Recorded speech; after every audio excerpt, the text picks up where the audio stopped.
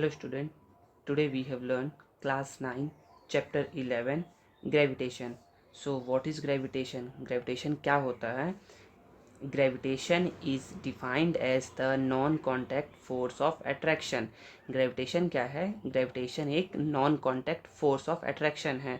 Non-contact means non-contact. Suppose this pen and this pencil, ये देखिए ये क्या कर रहे हैं, ये दोनों एक दूसरे के कांटेक्ट में नहीं है, फिर भी क्या कर रहे हैं, ये एक दूसरे को अट्रैक्ट कर रहे हैं. इसी को बोलते हैं नॉन कांटेक्ट. ये कांटेक्ट में नहीं ना है, मतलब कि टच नहीं कर रहे हैं, इसको बोलते हैं non contact. So gravitation is defined as the non-contact force of attraction between any two bodies in the universe. मतलब यूनिवर्स में कोई भी दो बॉडीज़ है वो क्या कर रहे हैं, एक दूसरे को अट्रैक्ट कर रहे हैं जब वो कांटेक्ट में नहीं है, तो यही कहलाता है ग्रेविटेशन. ग्रेविटेशन में हम लोग क्या क्या पढ़ेंगे? ग्रेविटेशन में आप लोगों ने सुना होगा, पढ़ा होगा ना, कि जब भी क्या करते हैं, when a stone is throne upward away from the surface of earth, जब हम क्या करते हैं, एक स्टोन को अपवर्ड थ्रो करते हैं ना, तो क्या होता है, वो फिर से अर्थ सरफेस पर आ जाता है. It comes back to the earth surface, वो कहाँ जाता है, अर्थ सरफेस पर आ जाता है. ड्रॉप ऑफ रेन्स, रेन का जो ड्रॉप्स है वो भी कहाँ आता है, अर्थ सरफेस पे आता है. ड्राई लीव्स, ड्राई लीव्स किसी भी ट्री का लीव्स सूखने के बाद क्या होता है, ड्राई होने के बाद कहाँ आता है, लीव अर्थ सरफेस पर आ जाता है. डस्ट पार्टिकल, कोई भी dust particle, everything fall back on the surface of the अर्थ, सभी क्या आते हैं, सरफेस ऑफ द अर्थ के सरफेस पर आते हैं. ऐसा क्यों होता है कि सभी अर्थ के सरफेस पे आते हैं, कहीं और नहीं जाते हैं? Due to gravitation. Because earth का क्या है, एक फोर्स, अर्थ क्या कर रहा है, सभी को ना एक फोर्स से अपनी ओर क्या कर रहा है, अट्रैक्ट कर रहा है. उसी को ना बोलते हैं ग्रेविटेशन बोलते हैं. ठीक है. अब नेक्स्ट क्या है, एक एक्टिविटी बताया गया है. एक्टिविटी क्या है, इसमें बोला गया है ना कि tie a wooden block with a thread, मतलब कि एक थ्रेड में, एक रस्सी में क्या करना है, एक वुडन ब्लॉक को, वुडन ब्लॉक बोलिए या फिर एक स्टोन को क्या कर लीजिए, आप टाई कर लीजिए, बांध लीजिए, और उसको जैसा फिगर बताया गया है ना, फिगर में क्या करिए, सर्कुलर मोशन करवाइए. तो आप क्या करते हो ना, आप लोगों ने बचपन में ना ऐसे करके स्टोन को बांधा होगा थ्रेड में और उस करके घुमाया होगा. ठीक है ना. तो इसमें यही बताया गया है कि now slowly move the block in a circular motion, जैसा कि फिगर में दिखाया गया है. चलिए हम लोग समझते हैं अभी कॉन्सेप्ट ऑफ ग्रेविटेशन. इसमें बताया ये जा रहा है ना कि जब हम लोग क्या कर रहे हैं, एक्टिविटी 1 में ना थ्रेड को क्या कर रहे हैं, थ्रेड से स्टोन को ना रिवॉल्व करवा रहे हैं, सर्कुलर मोशन करवा रहे हैं ना, तो बोला जा रहा है कि a strong thread hold the block moving in a circular path. तो सर्कुलर पाथ में क्या कर रहा है, ये थ्रेड इसको घुमा रहा है. Even when it moves in a very high speed, जब आप इसको बहुत तेज घुमाते हो तो भी क्या सर्कुलर पाथ है मूव करते रहता है. लेकिन there is no such strong thread, कोई भी स्ट्रॉन्ग थ्रेड नहीं है बिटवीन द अर्थ, अर्थ में एंड द मून को, जो क्या कर रहा है, उसको कनेक्टेड रखा है मून को अर्थ से. तो ऐसा क्या है, ऐसा कौन सा फोर्स ऑफ अट्रैक्शन है ना जो क्या किया है, मून को ना अर्थ से कनेक्ट करके रखा है. तो बहुत सारे साइंटिस्ट ने क्या किया, इसका पता लगाने की कोशिश की, और फिर बाद में ना सर आइजैक न्यूटन ने क्या किया, कंक्लूड किया that the force of attraction, कि एक फोर्स ऑफ अट्रैक्शन है जो कि एग्जिस्ट करता है all small big things of the world, मतलब कि इस पूरे यूनिवर्स में ना, चाहे वो स्मॉल थिंग्स हो या बिग थिंग्स हो, सभी क्या कर रहे हैं, सभी एक फोर्स ऑफ अट्रैक्शन से क्या कर रहे हैं, एक दूसरे को अट्रैक्ट कर रहे हैं कुछ. अब इसमें बताया गया है ऑल स्मॉल और बिग थिंग्स. तो small things means stone, dust particle, water molecule, and big things means planet, star etcetera. All exert a force of attraction on each other due to their masses, क्योंकि क्या कर रहे हैं, ये लोग अपने मासेस की वजह से एक दूसरे को क्या कर रहे हैं, अट्रैक्ट कर रहे हैं. This property of attraction due to mass is called as gravitational force. ये मास की वजह से जो फोर्स ऑफ अट्रैक्शन होता है ना, उसी को हम लोग क्या बोलते हैं, ग्रेविटेशनल फोर्स. तो डेफिनेशन क्या हो जाएगा ग्रेविटेशनल फोर्स का, तो बोलोगे the property of attraction due to mass is called as gravitational force. या फिर आप लोग एक और डेफिनेशन देख सकते हैं ग्रेविटेशनल फोर्स का, the force of attraction between two object, दो ऑब्जेक्ट के बीच में जो फोर्स ऑफ अट्रैक्शन होता है ना, उसी को हम लोग बोलते हैं ग्रेविटेशनल फोर्स, या फिर इसका दूसरा नाम है force of gravitation. Force of gravitation और ग्रेविटेशनल फोर्स सेम थिंग्स है, ठीक है। The force of attraction between two object is called the force of gravitation या फिर ग्रेविटेशनल फोर्स। नेक्स्ट टॉपिक है लॉ ऑफ यूनिवर्सल ग्रेविटेशन। यहाँ पर ना दिया हुआ नहीं है, आप लोग इसको लिख लेंगे। इस टॉपिक का नाम है लॉ ऑफ यूनिवर्सल ग्रेविटेशन। क्या होता है law of universal gravitation? According to Newton, Newton ने ऐसा बोला ना, the force of attraction existing between any two bodies of the universe, जो फोर्स ऑफ अट्रैक्शन है ना, एग्जिस्ट करता है किसके किसके बीच में? टू बॉडीज़, कोई भी दो बॉडीज़ हो जो कि यूनिवर्स में है। टू बॉडीज़ मतलब कोई भी दो बॉडीज़ हो सकता है, जैसे कि ये पेन और ये पेंसिल, या फिर ये बुक या फिर ये पेंसिल, कोई भी दो बॉडी। ऑब्जेक्ट, यहाँ पर बॉडी की जगह ऑब्जेक्ट भी बोल सकते हो, कि कोई भी दो बॉडीज़ या कोई भी ऑब्जेक्ट यूनिवर्स में depend upon their masses and distance between them, मतलब कि जो फोर्स ऑफ अट्रैक्शन है ना इन दोनों दो बॉडीज़ के बीच में, वो डिपेंड किस पे करता है? वो डिपेंड करता है उनके मासेस पे, मतलब उनका मासेस कितना है, और डिपेंड करता है उनके बीच का डिस्टेंस कितना है, डिस्टेंस बिटवीन देम। तो देखिए इसमें ये बताया गया है ना, सपोज करिए कि यहाँ पर एक ऑब्जेक्ट ए है, एक ऑब्जेक्ट बी है। क्या? Object A, object B. Two bodies A and B are placed at a distance R, दो ऑब्जेक्ट है जिनके बीच का डिस्टेंस क्या है? आर है, from each other. They are attracting each other with a force of attraction. ये क्या कर रहा है? एक दूसरे को फोर्स से क्या कर रहा है, मतलब एक दूसरे को अट्रैक्ट करने की कोशिश कर रहे हैं। तो आपको तो सपोज करिए मैं बोल रहा हूँ ना कि देखिए ये एक पेन है, एक पेंसिल है ना, मैं बोल रहा हूँ क्या ये एक दूसरे को अट्रैक्ट कर रहे हैं क्या? तो आप बोलोगे नहीं, दिख तो नहीं रहा है अट्रैक्ट करते हुए, लेकिन क्या कर रहे हैं? ये अट्रैक्ट कर रहे हैं। ये इतना नेग्लेजिबल है, इतना कम है ना, इतना छोटा है ना ये, कि क्या क्या कर रहा है? आपको ये दिख नहीं रहा है कि क्या कर रहे हैं? अट्रैक्ट कर रहे हैं, लेकिन ये क्या कर रहे हैं? एक्चुअली में अट्रैक्ट कर रहे हैं ये। तो इसको निकालेंगे कैसे कि ये किस अमाउंट में ये अट्रैक्ट कर रहे हैं दूसरे को? तो इसका एक फॉर्मूला भी पढ़ेंगे, तो समझिए पहले। Two bodies A and B are placed at a distance R from each other, they are attracting each other with a force of attraction F. यहाँ पर एफ से क्या करें? दोनों अट्रैक्ट करें एक दूसरे को। The masses of body A and B are m1 and m2, मतलब कि इसका मास कितना है? इसका मास है m1 और इसका मास क्या है? m2। According to Newton, Newton ने ऐसा बोला ना, the force acting between them, जो फोर्स लग रहा है ना इन दोनों के बीच में, वो क्या होता है? डायरेक्टली प्रोपोर्शनल होता है product of their masses. Directly proportional means कि जो देखिए जो ये फोर्स है ना, ये क्या है? डायरेक्टली प्रोपोर्शनल है, इसको बोलते हैं प्रोपोर्शनैलिटी साइन। ये क्या है? प्रोपोर्शनल है प्रोडक्ट ऑफ, प्रोडक्ट मतलब मल्टीप्लाई ऑफ देयर m2। समझ में आ गया? देखिए यहाँ पर मास क्या है? इसका m1, इसका m2 है, ठीक है। यहाँ पर दोनों का जो जो मास रहेगा ना उसको लिखेंगे। सेकेंड, ऑल्सो, इसी को देखिए यहाँ पर लिखा गया है इक्वेशन 1, तो इक्वेशन 1 मैंने नाम दे दिया।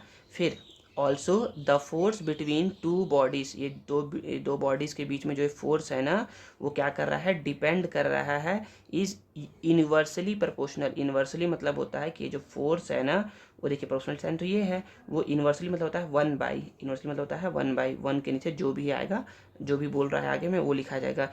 यूनिवर्सली मतलब 1/, करके लिखेंगे इसको।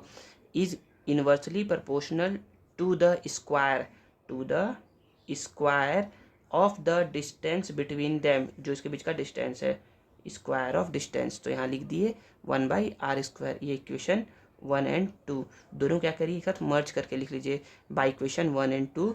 बाई इक्वेशन 1 एंड 2 से आप क्या बोल सकते हो कि f is proportional to m1 m2/r²।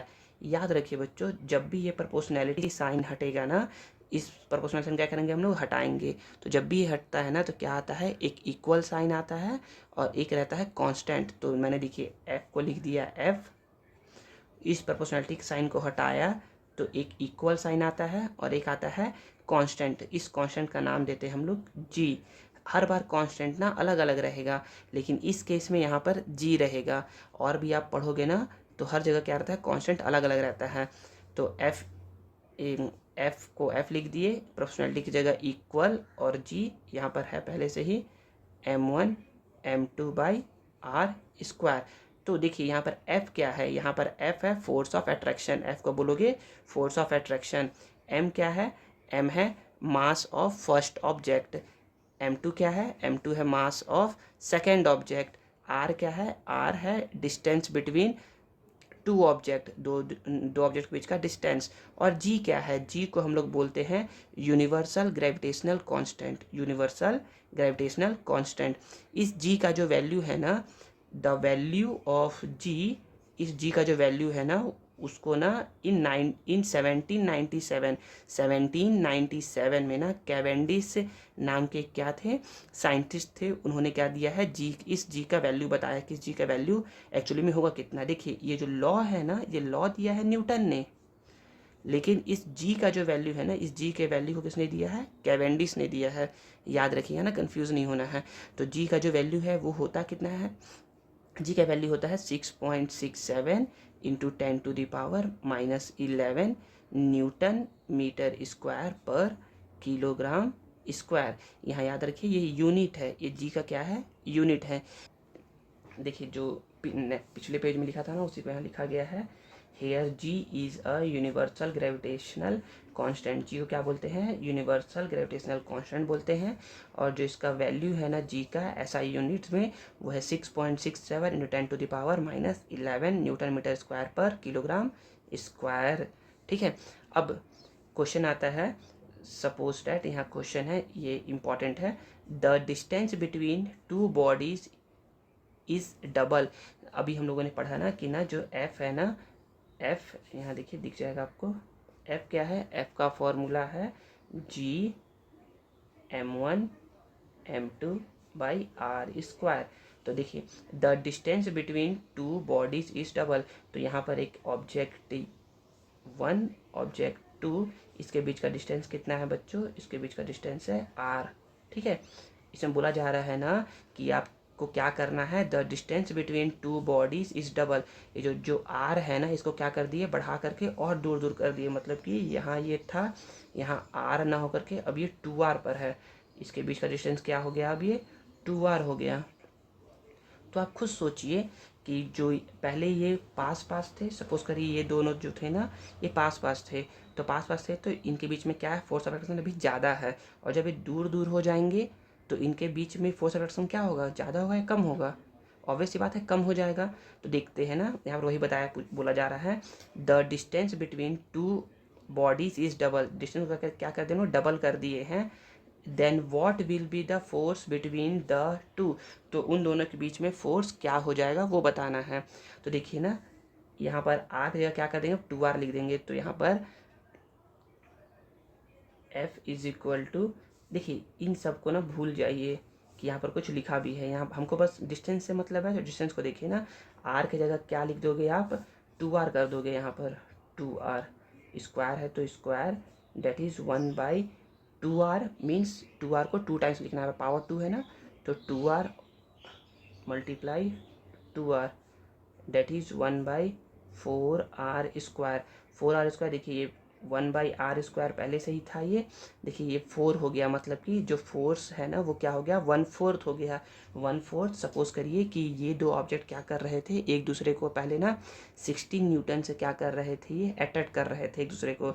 लेकिन जैसे ही मैंने क्या कर दिया, इसका साइज, इसका डिस्टेंस को डबल कर दिया ना, तो इसका जो फोर्स ऑफ अट्रैक्शन है क्या हो गया, वो 1/4 हो गया। 1/4 मीन जो पहले ये 16 न्यूटन से क्या कर रहे थे, अट्रैक्ट कर रहे थे ना, अब ये क्या करेंगे, 1/4 से अट्रैक्ट करेंगे, मतलब कि 4 1 जा 4 4 जा, इट मीन्स अब ये 4 न्यूटन से अट्रैक्ट करेंगे दूसरे को। मतलब कि जब भी क्या होता है, डिस्टेंस आप बढ़ाओगे ना, तो ना फोर्स ऑफ अट्रैक्शन क्या होता है, कम हो जाता है। वही यहाँ पर बोला जा रहा है नेक्स्ट, कि अब मान लीजिए ना हम लोग क्या करते हैं, इस डिस्टेंस को ट्रिपल कर देते हैं, तो फोर्स क्या हो जाएगा, तो फोर्स क्या हो जाएगा, ऑब्वियस बात है फोर्स डिक्रीज होगा। तो कितना डिक्रीज हो जाएगा, तो यहाँ देखिए 2r था, तो यहाँ पर हो गया था 4r स्क्वायर, यहाँ पर जब 3r करोगे ना तो ये हो जाएगा 9r स्क्वायर। डेट इज पहले के कंपैरिजन में अब जो फोर्स है ना वो 1/9 हो जाएगा। सपोज करिए कि यदि इन दोनों के बीच में पहले जो था ना वो फोर्स ऑफ अट्रैक्शन था 18 न्यूटन का, 18 न्यूटन का, अब जब हम लोग ने क्या कर दिया, इसका डिस्टेंस को क्या दिया है, ट्रिपल कर दिया है, 3 टाइम्स कर दिया है, तो अब जो फोर्स ऑफ एक्शन होगा वो 1/9 हो जाएगा। सर ये 1/9 क्यों बोल रहा, 9 टाइम्स नहीं हो क्या, नहीं 9 टाइम्स नहीं होगा, ये 1/9 क्योंकि देखिए ना यहाँ 1/4 आ रहा है, तो वैसे ही यहाँ 1/9 आएगा। 4 यदि ऊपर आता है तो हम बोलते हैं कि 4 टाइम्स, मतलब कि 4 गुना बढ़ गया है। लेकिन ये 1/4 है, मतलब कि ये 1/4 हुआ है, मतलब कि कम हो गया है। तो वैसे ये 1/9 है, मतलब कि ये 9 1 जा 9 2 जा, इट मीन्स 2 न्यूटन। तो पहले यदि ये एक दूसरे को 80 न्यूटन से अट्रैक्ट कर रहे थे ना, तो अब ये एक दूसरे को 2 न्यूटन से अट्रैक्ट करेंगे। अब देखिए, तो आप सिंपल सा ही बोल सकते हैं ना कि the value of force decrease, force जो होता है ना क्या होता है, वो डिक्रीज हो जाता है with the increase in distance. जब डिस्टेंस को कहते हो इंक्रीज करते हो, ठीक है।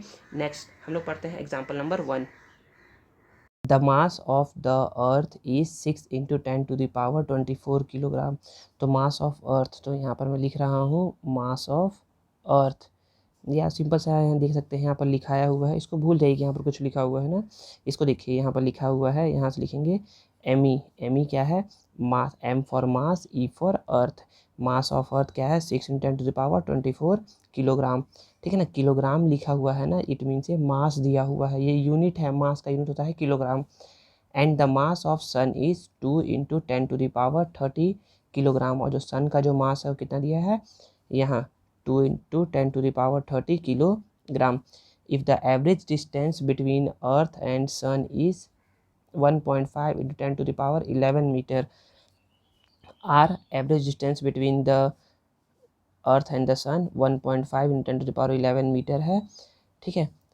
Then calculate the force exerted by the sun on the earth. तो बताना है ना कि सन जो है ना वो अर्थ पर कितना फोर्स से क्या कर रहा है, अट्रैक्ट कर रहा है उसको।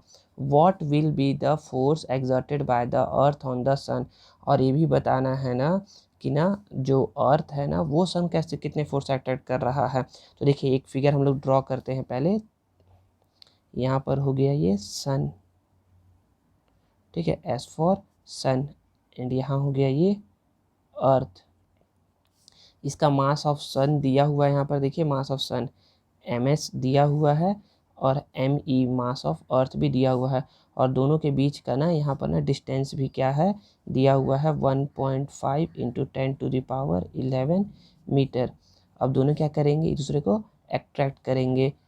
हम लोगों ने पढ़ा है ना universal law of gravitation, Newton ने जो दिया था, तो उसे क्या कर रहा है, ये भी एफ फोर्स अटैक करेगा, ये भी एफ फोर्स अटैक करेगा, ठीक है। तो देखिए ना, तो एफ का फॉर्मूला क्या होता है, एफ का फॉर्मूला होता है F is equal to G m1m2/r²। तो देखिए ना G का वैल्यू 6.67 × 10⁻11 लिख देंगे। me की जगह, सॉरी m1 जगह लिख दो मास ऑफ सन, m2 की जगह लिख दो मास ऑफ अर्थ अपॉन r²। देखिए इसको यहाँ पर ना वैल्यू को पुट किया हुआ है, 6.67 10⁻11 यहाँ लिखा हुआ है, मास ऑफ सन यहाँ लिखा हुआ है, सॉरी मास ऑफ अर्थ लिखा है यहाँ पर, फिर मास ऑफ सन यहाँ लिखा हुआ है, दोनों को लिख दिए, फिर आर का वैल्यू यहाँ लिखा हुआ है। अब इसको सॉल्व करते हैं ना, देखिए यहाँ लिख देंगे 6.67 × 10⁻11 × 6 × 10⁻24 2 × 10⁻30 डिवाइड बाय, इसको लीजिए 2 टाइम्स लीजिए क्योंकि पावर में 2 है ना, 1.5 1.5 10.11 10.11। अब देखिए क्या हो जाएगा, ये 6.67 × 10⁻11 प्लस 24 प्लस 30। देखिए ये डिवाइड में है ना, तो क्या हो जाएगा, ये ऊपर आएगा तो माइनस में, ये भी आ गया माइनस में, और ऊपर में क्या बच गया, इसको लिख दिए हैं, यहाँ पर बच गया है 6, यहाँ बच गया है 2, और यहाँ है 1.5 × 1.5। देखिए अब हमको क्या करना है ना, हमको यहाँ पर ना पॉइंट हटाना है। पॉइंट हटाने के लिए क्या कहते हैं, देखिए 2 नंबर के पहले पॉइंट है ना यहाँ पर, तो क्या कहते हैं 100 से मल्टीप्लाई करते हैं।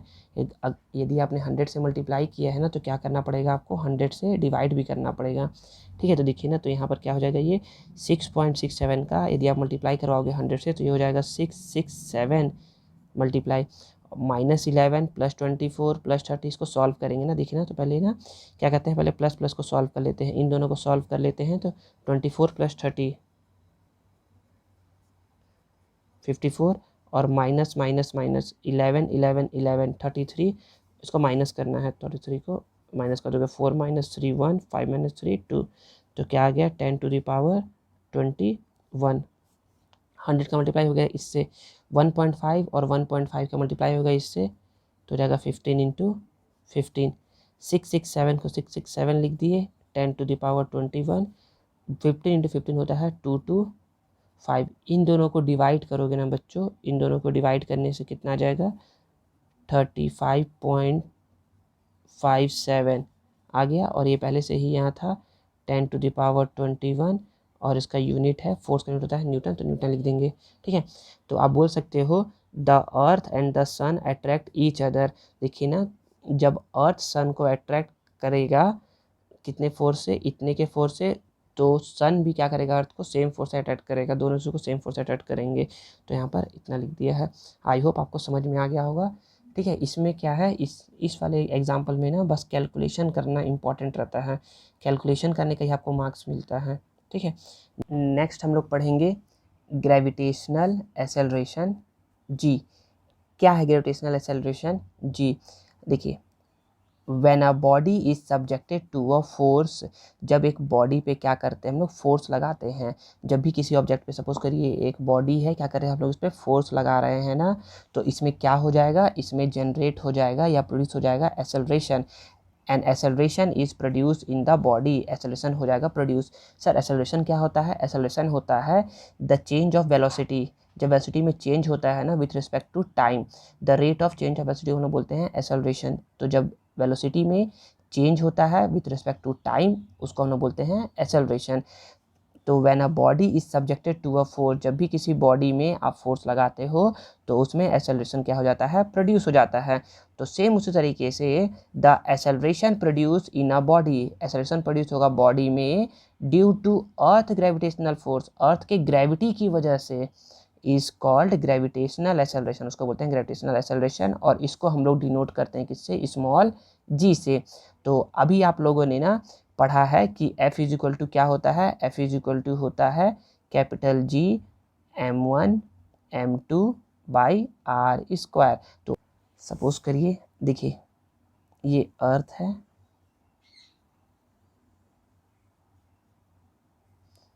अर्थ का क्या हो गया सेंटर, ये अर्थ है, ठीक है। और यहाँ पर एक बॉडी रखा हुआ है, मास m, कोई भी एक बॉडी है जिसका मास क्या है स्मॉल m और अर्थ का मास क्या है कैपिटल M है। इन दोनों के बीच का डिस्टेंस कितना है? देखिए यहाँ से यहाँ तक के डिस्टेंस को हम लोग बोलेंगे रेडियस। अर्थ के सेंटर से अर्थ के सरफेस तक के डिस्टेंस को हम लोग बोलेंगे रेडियस। देखिए क्या है, बहुत ही कम है। जैसे कि सपोज करिए मैं ही हूँ ना, मैं यहाँ पर खड़ा हूँ, तो मैं भी तो एक बॉडी हूँ, मैं एक बॉडी हूँ।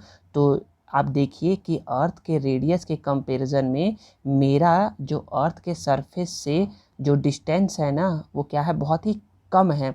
इसलिए क्या मैं बोलूँगा ना कि जो अर्थ और ये जो बॉडी है इसके बीच का जो डिस्टेंस होगा ना, वो अप्रॉक्सीमेट अर्थ के रेडियस के ही इक्वल होगा। समझ में आ गया? यहाँ पर आर क्यों लिखा मैंने? आर इसलिए लिखा ना क्योंकि जो ये जो डिस्टेंस है ना, ये वाला, ये डिस्टेंस क्या है, बहुत ही कम है कंपेरिजन इसके अर्थ के रेडियस के कंपेरिजन में। ठीक है, सपोज करिए कि अर्थ का रेडियस कितना बड़ा है और आप उस पर खड़े हैं ना, अर्थ पर जाकर के आप खड़े हैं ना, तो आपका डिस्टेंस अर्थ से कितना कम होगा। उसमें अर्थ के रेडियस में यदि मैं क्या करूँगा, अपना डिस्टेंस ऐड करूँगा ना, तो कोई इफेक्ट नहीं पड़ने वाला है। सपोज करिए कि आपके पास पैसा है 1 लाख रुपीज़, ठीक है ना, उसमें आपका फ्रेंड आया, वो क्या कर दिया, आपको 10 रुपीज़ दे दिया। तो 1 लाख में 10 रुपीज़ ऐड करने पर कोई इफेक्ट पड़ेगा क्या? हाँ, इफेक्ट तो पड़ेगा, 1 लाख 10 हो जाएगा वो, बट वो क्या है, उसके कंपेरिजन में बहुत कम है। तो आप बोलोगे ना कि अप्रॉक्सीमेट आपके पास कितना रुपये है, 1 लाख ही रुपीज़ है। समझ में आ गया? इसीलिए हम लोग क्या कर रहे हैं, यहाँ पर आर लिख रहे हैं। तो अब ये एफ जो है ना, एफ का फॉर्मूला क्या हो जाएगा, एफ हो जाएगा जी को लिख देंगे जी, और मास में अर्थ के मास को लिख देंगे कैपिटल एम, और ऑब्जेक्ट के मास को लिख देंगे स्मॉल एम, डिस्टेंस बिटवीन को लिख देंगे आर स्क्वायर। समझ में आ गया? यहाँ पर ये कैसे लिखा हुआ था, तो इसको बोल दिए इक्वेशन 1, ठीक है। और न्यूटन के सेकेंड लॉ से ना, according to second law of Newton, हम लोग पढ़े हैं ना कि F इज इक्वल टू क्या होता है, F इज इक्वल टू होता है mg, ठीक है ना। ये हो गया सेकेंड इक्वेशन। तो देखिए LHS इक्वल है ना, तो RHS भी क्या होगा, इक्वल होगा। तो आप बोल सकते हो by equation 1 and 2, equation 1 and 2 से m by R square is equal to mg, ठीक है। देखिए ये m स्मॉल m, ये स्मॉल m क्या हो गया, कट जाएगा।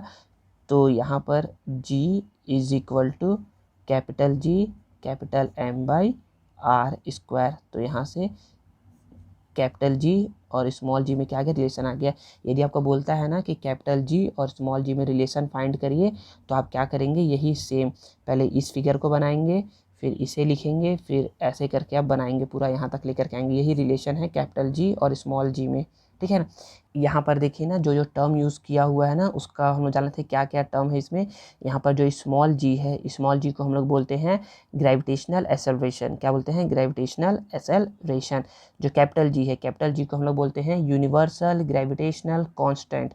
कैपिटल M, जो कैपिटल M है, ये क्या है, मास ऑफ अर्थ। क्या है ये, कैपिटल M मास ऑफ अर्थ है। और जो ये R है, R क्या है, distance of earth surface from its centre, centre से इसका डिस्टेंस है, ठीक है।